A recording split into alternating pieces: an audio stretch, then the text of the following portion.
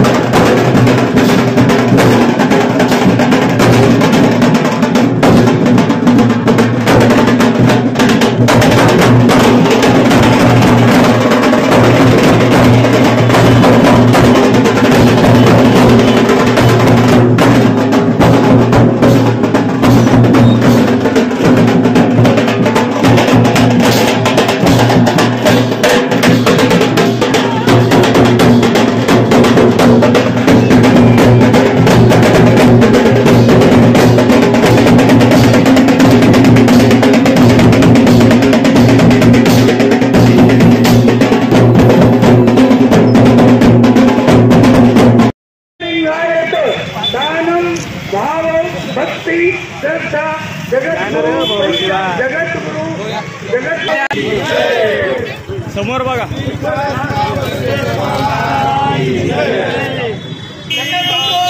महात्मा बसवेश्वर महाराज की जय। महात्मा बसवेश्वरांचा जय। त्रिपुर दूर गेला भूष्य संवाद, धन्य बसवराज त्यांची होती आरती। ओम नमो नंदी शिवहर भक्त करगती, गोपेश्वरा बसवराजा विवेकांत, अनंत लिंग एक लिंग भक्ती साधन। धन्य बसवराज त्यांची होती आरती। ओम नमो नंदी शिवहर भक्त गर्जती, ओम नमो नंदी शिवहर भक्त गर्जती। जगज्योती महात्मा बसवेश्वर महाराज की जय। 12व्या शतकातील आद्यक्रांतीचे जनक, भारतातील फक्त 3 व्यक्तींना महात्मा ही पदवी लावली। त्यापैकी महात्मा गांधी, महात्मा फुले आणि लिंगायत समाजाचे धर्मप्रसारक महात्मा बसवेश्वरांना यांच्या 894व्या जयंतीनिमित्त जमलेल्या सगळे समाज बांधव, बंधू भगिनी यांना मी बसवेश्वर जयंतीच्या मनपूर्वक हार्दिक शुभेच्छा देतो। या 894व्या जयंतीनिमित्त बसवेश्वर चौकातून महानगरपालिकेतर्फे, युवक संघटनेतर्फे व लिंगायत समाजातर्फे भव्य रॅली आयोजित करण्यात आलेली आहे। महानगरपालिकेतर्फे बसवेश्वर महाराजांचं प्रतिमेचं पूजन ठेवण्यात आलं आहे। ते पूजन करून दुपारी 12 वाजता लिंगायत समाजाच्या मठ गली नंबर 4 व 5च्या गोळीमध्ये त्या मठात 12 वाजता महात्मा बसवेश्वरांचा जन्मोत्सव साजरा करण्यात येणार आहे। आणि संध्याकाळी 6 वाजता बसवेश्वर चौकात भव्य दिव्य अशी रॅली आयोजित करण्यात आली आहे। त्यात समस्त लिंगायत बंधू भगिनी, युवक युवती, बालबालक सगळेजण सहभागी होणार आहेत। धन्यवाद।